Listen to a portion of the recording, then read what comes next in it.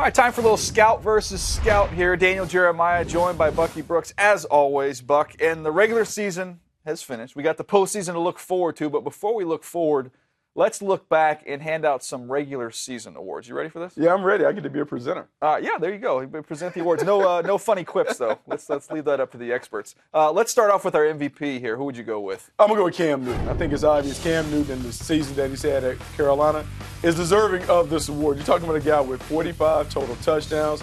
He's really done it with a cast of misfits on the outside. Think about it. This guy doesn't have a number one receiver. He has one legitimate playmaker in Greg Olsen, yet he's been able to put up the numbers that he's put up. I think based on that and that alone, he deserves to be the MVP. Yeah, look, Russell Wilson's had a fantastic year. Tom Brady, I know they've been struggling a little bit down the stretch. He put up big numbers. Carson Palmer played great, but to me, I agree with you, Bucky. Cam Newton would be my choice as well. We put 10 touchdowns on the ground to go with what he did in the air. That, to me, is a no-brainer. He's the pick. All right, let's go over to the defensive side of the ball.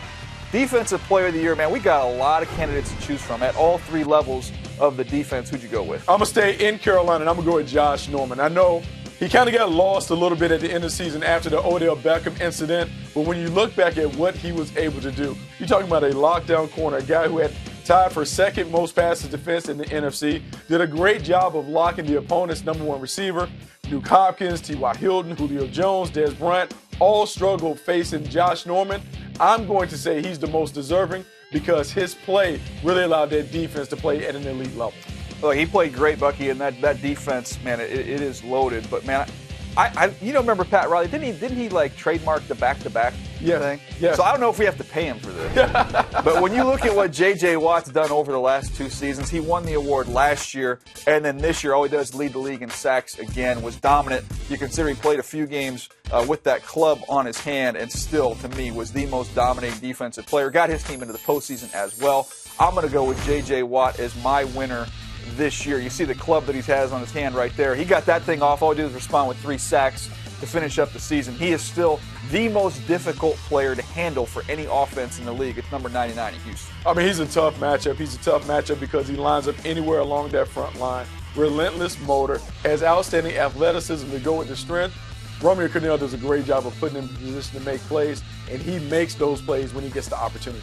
All right, let's go Offensive Rookie of the Year, Bucky. And I think we're both thinking about guys on the ground, and your guy right here, Todd Gurley, shows up on this list. Yeah, Todd Gurley. Todd Gurley's a guy that missed 3 games but finished 3rd in the league in rushing, a big physical runner, a guy that can do it inside and outside. And for a guy coming off an ACL injury to have an impact like this right away says a lot about his future, but it also says that the St. Louis Rams got the right guy when they put him at tailback because he's been a guy to really spark and energize that offense. Yeah, look, I was leaning towards your guy, Todd Gurley. I can't argue with you right there when you look at what he accomplished for this Rams team. But I'm going to go to a guy that helped get his team into the postseason as well as my previous choice. And I'm going to go David Johnson with the Arizona Cardinals. Put up 13 total touchdowns this year. The rushing yards is going to be half of what Todd Gurley produced, but did give you the 13 touchdowns. And I am kind of fudging a little bit because of what he did on special teams as well as what he did running the football and catching the ball out of the backfield. He was a major weapon for this Cardinals team. And I think he's going to be a big factor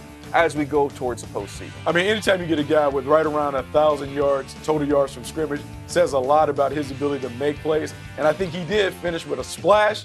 I just like Todd Gurley a little bit better for this award. Yeah, I can't argue with you on that one. I think they're both worthy candidates. I think your guy, Todd Gurley, probably ends up winning it. Let's go to the defensive side of the ball. And this one, to me, I don't know there's a choice to be made, Buck. No, I don't think there's a choice to be made. Marcus Peters has been outstanding, has already stepped in and been the lockdown corner for the Kansas City Chiefs. 8 interceptions. He's a guy that has 26 passes defense. He was targeted more than any other defender in the National Football League, yet he responded in splendid fashion. I think this guy is going to be a premier corner for a long time to come.